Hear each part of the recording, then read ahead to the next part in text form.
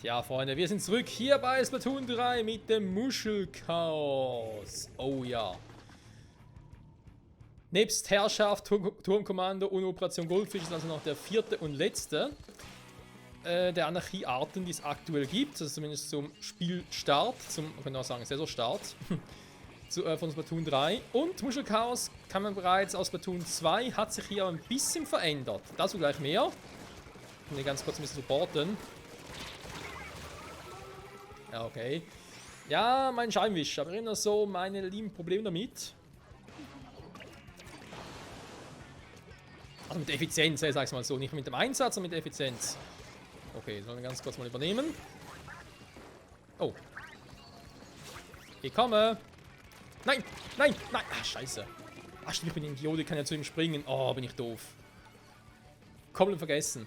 Ja, im Gegensatz zu anderen Modi, wie auch dem Goldfisch, kann mit der Muschelchaos, also mit der Riesenmuschel, so nennt man die hier, kann man ja zu einem Mitspielern springen. In anderen Modi ja nicht.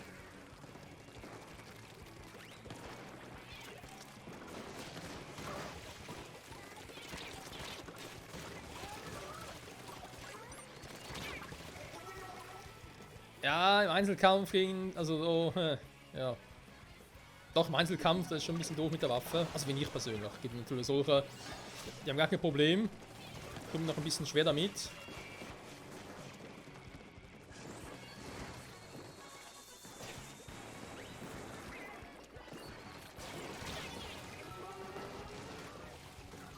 Warum bin ich vorher ausgewählt? Ich habe doch eigentlich gesehen, dass er hinter mir steht. So, die größte Änderung zum Muschelchaos im Vergleich zu Splatoon 2 sind die Anzahl der Muscheln, die gebraucht werden. Die Supermuschel. Früher waren es 10, jetzt sind es nur 8.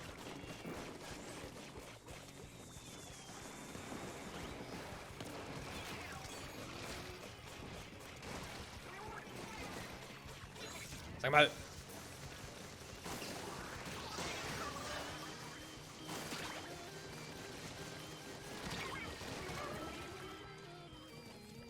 Mann, Mann, Mann. Ah. Also wir müssen eine Rolle in diesem Team finden. Ansonsten relativ easy, auch generell hier mit dem... Ja, ich bin schon unterwegs.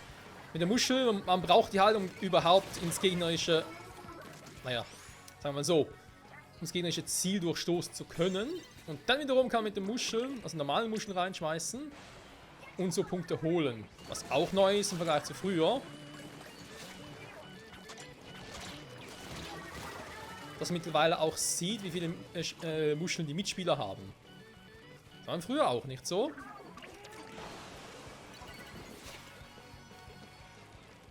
Ich habe eigentlich noch relativ gute Teammitglieder. Ich muss aber selber noch ein bisschen besser supporten. Weil mit der Waffe... Heiß.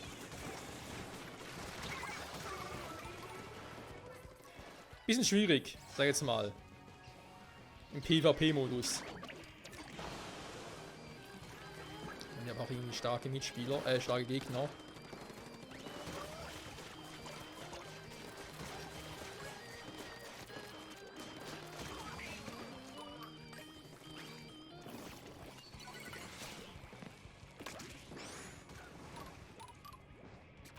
So, warum ist die sagen, es ist cool da vorne? Und dann sieht es nämlich nicht so aus.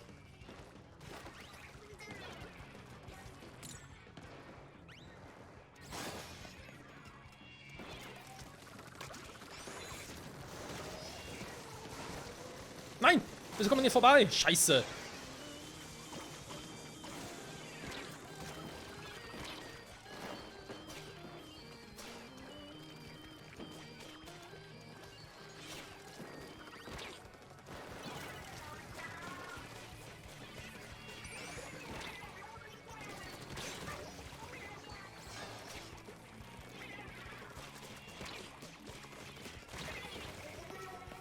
Ja, der Scheinwischer ist halt einer von uns übrigens weg. Nur mal so by the way. Mit diesem Scheinwischer ist halt echt das Problem.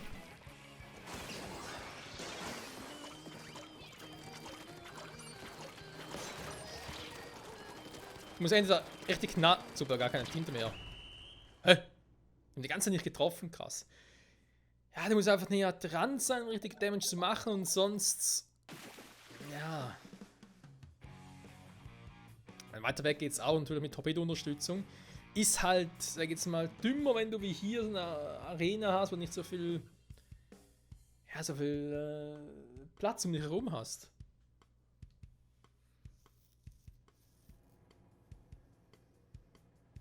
Der Kampf hätte nicht als Niederlage gewährt, das finde ich aber nicht. Das finde ich doch nicht. Direkt weiter mit dem Kampf, mit dem Kampf vor allem. Wir haben den Kampf auch mit dem Team vor allem. Was ich aber da gewöhnen muss, ist, dass man hier die Aufladezeit ist wesentlich geringer als mit dem anderen Stempel. Nicht Stempel, sondern mit dem anderen Wischer. Mit dieser Rotierklinge irgendwie. Aber hier, man sieht es relativ gut, war also irgendwie bis zu 4 Mal brauche, um so einen Gegner platt zu machen. Jetzt hat er mich eigentlich schon längst gekillt. Aber eben aus nächster Nähe kill ich die Dinger schon. Naja, aus nächster Nähe geht schon. Anschleichen und zack. Wäre natürlich auch eine Option, wa? Aber eben, die Aufladezeit mit dem Teil ist relativ gering. Das ist ganz schön. Und immer noch den Stempel und dann kann ich auch so schmeißen. That's very nice. Oder was ich auch wieder mehr versuchen sollte, wäre eine Option. Den schmeißen und gleichzeitig draufgehen. Weil normalerweise, wenn du als Gegner, also wenn ich jetzt so einen Torpedo in die Fresse kriegen würde, würde ich entweder versuchen, den abzuschießen oder aus dem Weg zu gehen. In der Zeit könnte ich ja sowieso auf ihn losgehen. Und vielleicht kann er den Torpedo abschießen, neutralisieren, vielleicht aber auch nicht. Dann kriegt er auch ein bisschen Damage, wa? Sehen wir jetzt hier zum Beispiel. So, habe bloß 2 Treffer gebraucht. Hologrammfunktion hier. Und ja, Splatfest ist ja auch noch. Splatfest zum Release von Pokémon Scarlet und Violet. Also die Frage: Team Grün, Rot oder Blau? Sprich, Pflanzenstarter, Feuerstarter, Wasserstarter.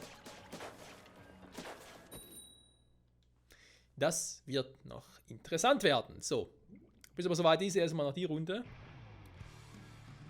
Muschelchaos. Wir vermuschen den gegnerischen Korb. Okay, also eine Runde machen wir mit der Waffe, nachher switch mal wieder. Ah, ein Kollege von mir hat gerade die andere Rasierklinge.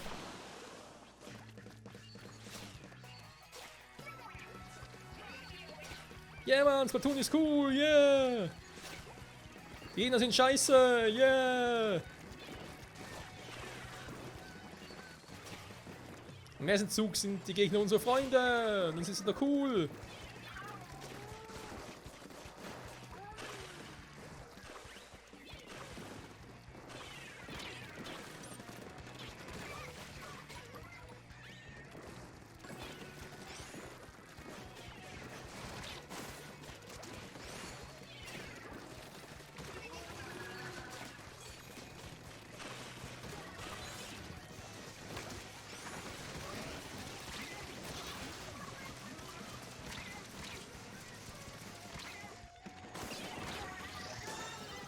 Schwein gehabt, ey. Vor allem, weil hinter mir der Typ mit dem Krabbenpanzer war. Alter.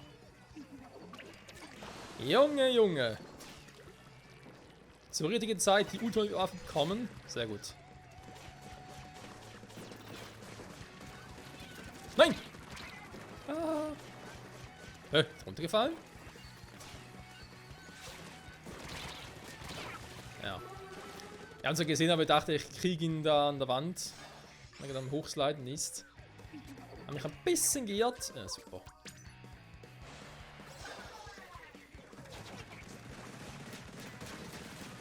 Komm schon, hinterrücks! Geht das nicht? Oh Mann, dann kann man Panzer von hinten wäre vielleicht eine Idee.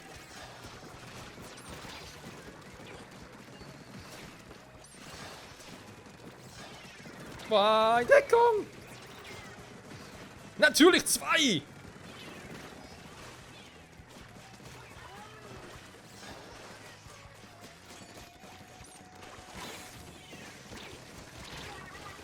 Mist. Das wäre jetzt eigentlich die Idee, aber irgendwie hat er mich trotzdem durch ein Ding durchgekriegt. Alter, keine Chance, da durchkommen, heil.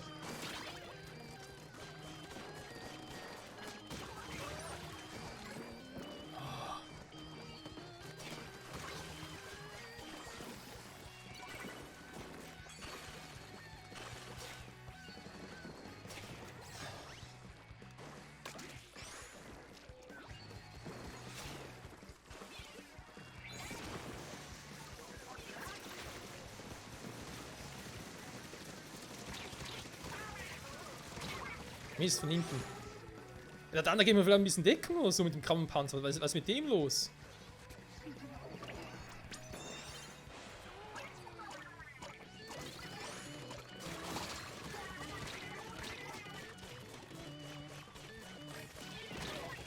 Hä? Mindestens 4-mal getroffen, aber trotzdem kein Kill. Okay. Ja, ich sage eben, ich muss den Switch schneller hinkriegen. Da ist noch ein bisschen Übungssache von mir dabei. Also weiß ein bisschen, sehr viel sogar. Vielleicht sollte ich mich hier wirklich mehr ein bisschen auf den Support einigen.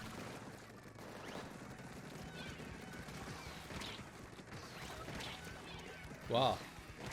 Alter, der Arsch, der Kampfpanzer. Da hier ein bisschen aufräumen.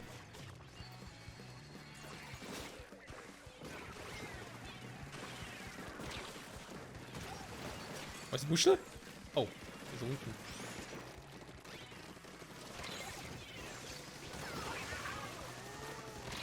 Ah, Mist. Ja, du hast ja mit dem Stempel schon ein bisschen Schutz, wenn du vom Telefon losgehst. Aber eben leider nur ein bisschen. Ne? Das kann trotzdem sein, dass dich dann über den Haufen ballern.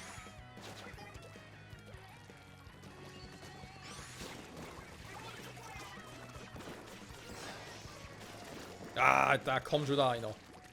Ich kann kotzen, was ist das für eine Scheiße hier?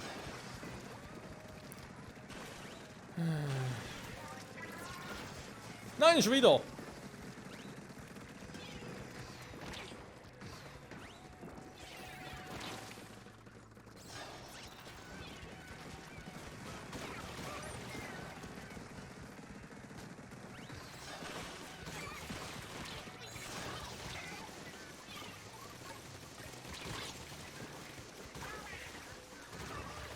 Nein, ich bin zu weit unten. So weit runter wollte ich gar nicht.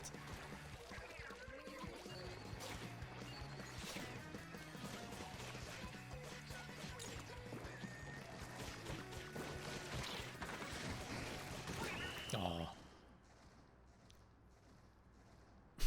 Okay, er ist sauer.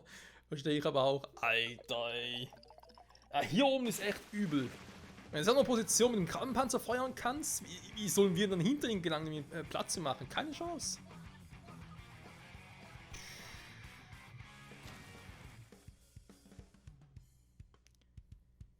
Junge, Junge, Junge.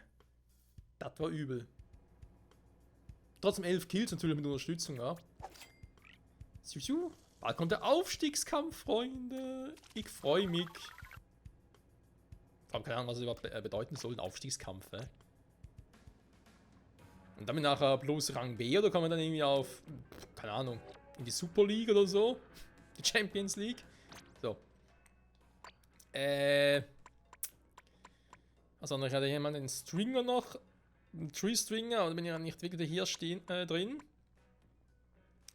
Den Kontrablas finde ich hier, glaube ich, eher ein bisschen suboptimal. Können wir mal wieder mit dem Trommelschwapper versuchen, weil mit den Arenen könnte der noch ganz cool sein, ne? Ich meine, klar, ich kann ja auch mit dem Roller nehmen, aber. Und einen Pinsel. Aber ganz ehrlich, ein Roller und Pinsel bin ich ja gut genug, ich will ja auch ein bisschen Vielfalt haben in meinen Waffen. Und den kann man halt nicht aufladen, ne? Die Waffe hier. Macht zwar, wenn man näher dran ist, schon ein bisschen mehr Damage. Ich denke vor allem bei so gewissen Arenen, wo ich ein bisschen um die Ecke ziehen oder schießen müsste. Gar nicht so unpraktisch. Übrigens, ein cooler Tipp hier mit dem da. Und noch erfahren. Man kann einfach so in der Hand halten zum Aufladen. Dauert aber lange. Du kannst auch mit dem linken Kontrollstick links und rechts hin und her. Man zuckt uns zwar ein bisschen hin und her. So, seht ihr, aber geht viel schneller. Ups, noch einmal. Aber von dem Typ da drüben gelernt, dass es auch geht. Ja. Müssen wir schon ein bisschen besser machen. Also nicht im Kreis machen, sondern wirklich links, rechts, links, rechts.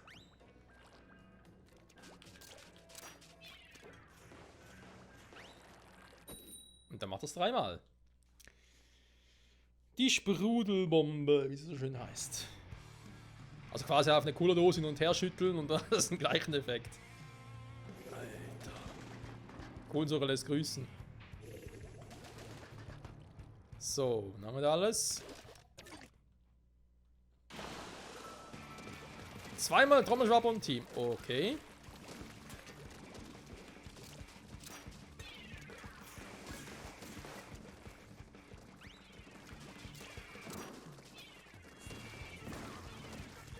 Hä? Ist mein Ding runtergefallen oder was?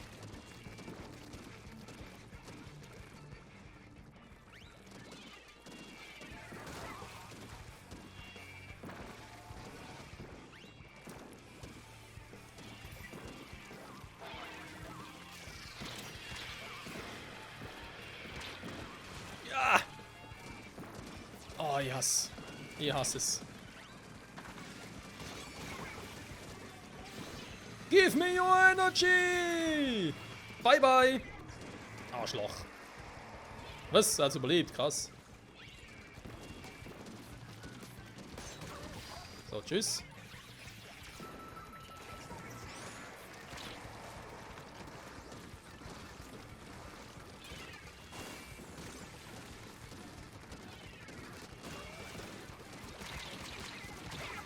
Mist. Ah. Ich will ein bisschen supporten, aber die finde ich nicht so gut.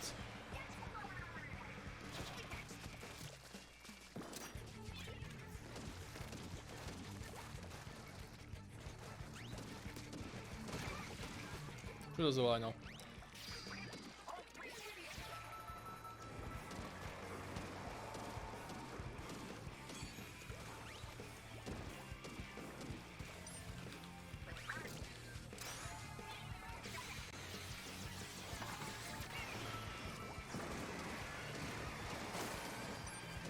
Nein, da gibt's nichts. Oh, wie kann man so ein Pech haben? Super Muschel da hochschießen. Alter, leck mir am Arsch, da gibt's doch nichts. Und natürlich auf gut Schweizerdeutsch, leg mir am Schöpli. Das stimmt wirklich, ey. Scheiße, aber auch.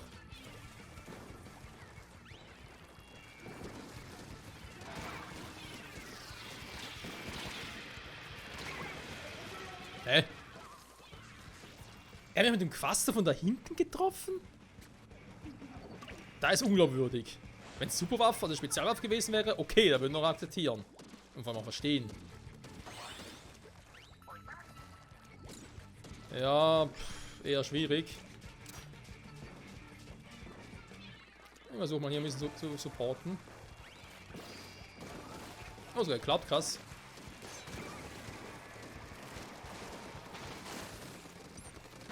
Nein, schon wieder. Oh. Da war ein Mist überhaupt missioniert. Na gut, die bleiben hinten. Falls wir direkt alle gekillt werden, kann ich direkt mal hier wieder als Sprungboje dienen.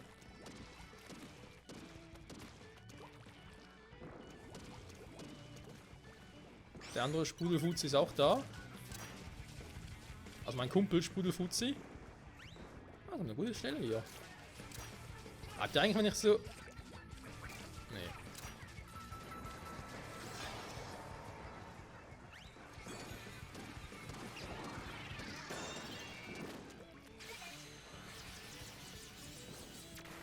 Was macht denn der da?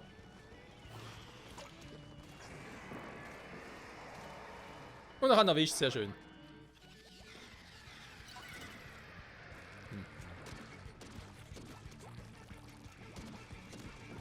So, schön überprüfen, dass wir immer schöne Farbkontrolle haben, also Feldkontrolle haben. Farbkontrolle vor allem. Feldkontrolle, darum geht's ja.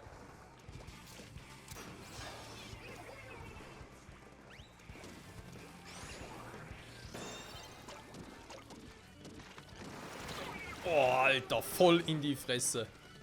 Das hat die Waffe aktiviert, aber nicht gesehen.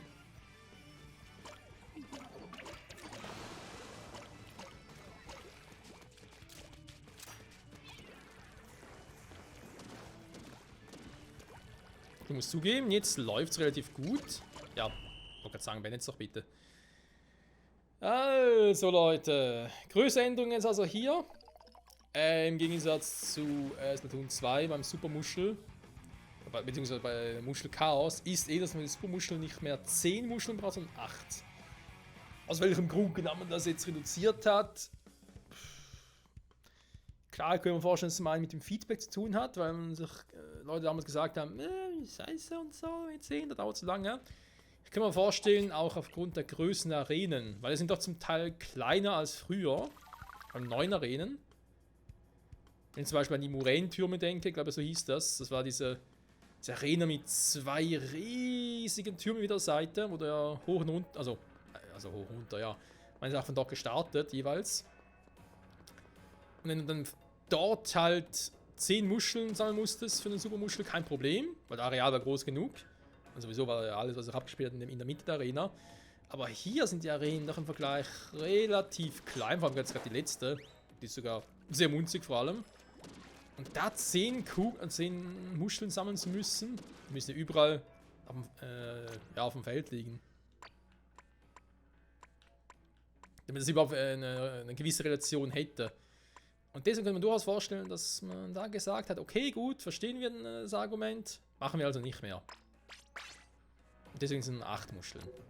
So, jetzt sagen wir mal noch einen, ganz kurz mit diesem Eimer, der Eimer-Version. Heute wirklich mal ohne Roller. Und in der nächsten Folge werden halt Splatfest sein. Ich bin mal gespannt, wie ich denn das aufnehme. Also Ziel sind eigentlich geplant dann 2 Folgen jeweils. Nein, insgesamt 2. Wenn wir halt jeden Modus einmal haben, quasi. Also zumindest mal die Hoffnung, vielleicht schneiden sie nachher zusammen, gibt nachher nur noch ein Part. Hängt ein bisschen davon ab, ob ich nach der Hälfte des Splatfests überhaupt viele Dreikämpfe habe. Weil sonst, finde ich, bringt sie nicht so viel. Ja, vorher ein bisschen das Zielen üben. Und ansonsten müsste ich mal auch natürlich den Solo-Modus mal machen. Also am Offscreen, damit ich auch mal ein bisschen was freischalten kann. Habe ich immer nicht gemacht, Leute. Der Solo-Modus fehlt mir immer noch komplett. Schon krass irgendwie. Weil ich habe damals bei Splatoon 2 auch lange gewartet mit dem Solo-Modus. Ich habe erst gemacht, als das DLC mit der Octo-Expansion rauskam.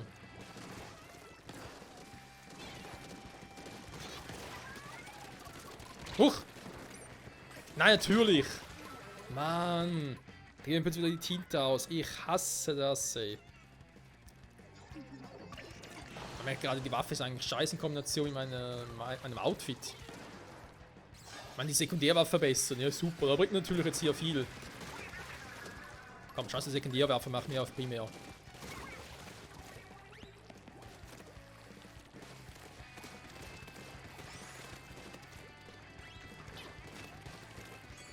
Fall sekundär dann so.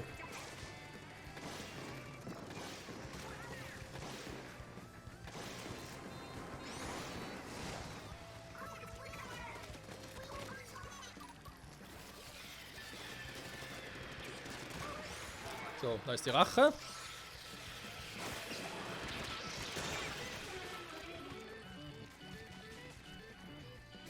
Stimmt, jetzt muss ich wieder umdenken, ne? Jetzt bin ich eigentlich wieder Frontkämpfer.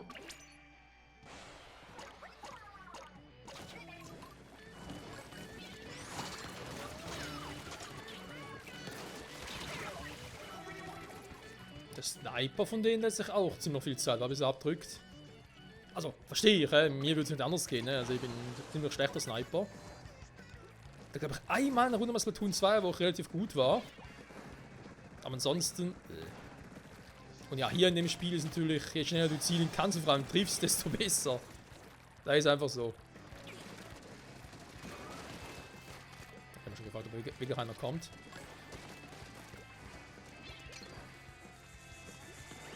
Achso! Wow! Raketenalarm.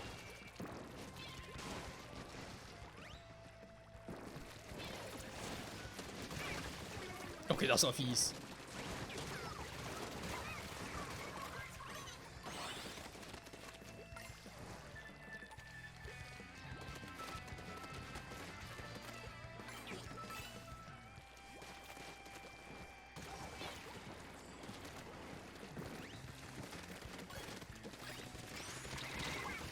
Mist. Ich will eigentlich kurz zurückziehen, um den anderen den Hinweis zu geben, soll mir doch bitte kurz unterstützen. Vielleicht klappt es auch so. Moment mal. Kann er mal die Supermuschel holen? Natürlich nicht. Oh nein, der... Ich hasse den Move. Es sieht zwar cool aus und so, aber ist scheiße zum Ausweichen. Wobei andererseits, es geht, geht anderen Dingen, was schwieriger ist. Mist. Der Nebel bringt nicht mehr so viel wie auch schon. Weil ich habe das Gefühl, wir setzen immer dann ein, wenn die Gegner sowieso schon volle Tinte haben. Das ist doch Kacke, Mann.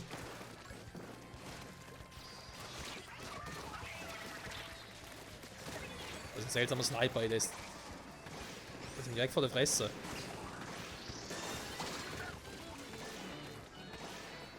Nein, ich wollte gerade noch ein Ding da. Ja.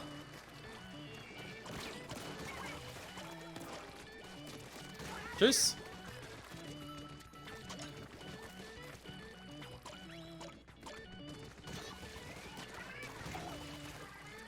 Muschel, Muschel.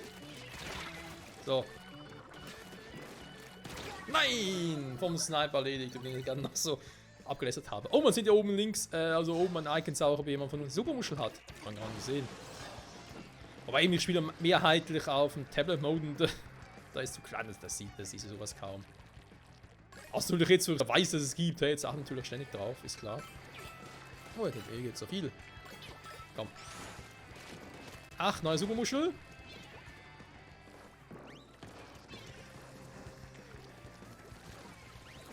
Einfach muss weg.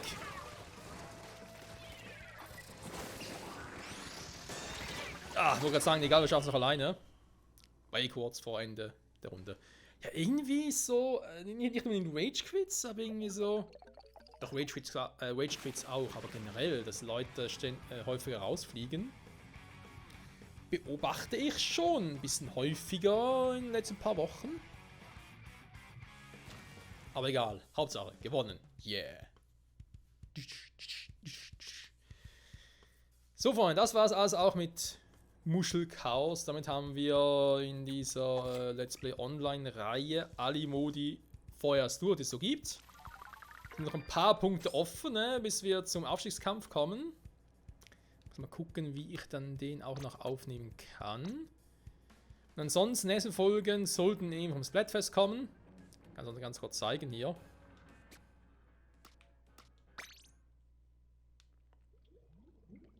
Und sich eben noch anmelden kann. Nimmt man Team Grün, Rot oder Blau. Bisher noch gar keins gewählt. Oh, natürlich ganz oben, super. Wenn diese Folge sieht, ist eigentlich bereits Splatfest, wa? Wir sind jetzt hier am Donnerstag, 10. November auf. Am 11. müsste Splatfest losgehen. Was? Krabi? Ne, ist Kingler. Okay. Wasser. Pflanze, Feuer, Wasser. Naja. Da die Frage war, anhand wessen soll mich jetzt da entscheiden? Ist schwierig, die Starterwahl bei Pokémon. Ist immer so schwierig. Guckt man auf die Typen, also Typen ist klar. Aber guckt man auf die Endstufentypen, guckt man aufs Aussehen der Starter, aufs Aussehen, wie sie zuletzt haben oder so, oder guckt man, was man sich sonst für ein Team zusammenstellen möchte, auf die ganzen Movesets, etc. etc. Das wird jetzt mehr das nächste Mal. Zurück bei Pokémon. Ne, Moment. Entschuldigung. Zurück bei Splatoon 3. Splatfest Time. Bis dahin. Ciao zusammen.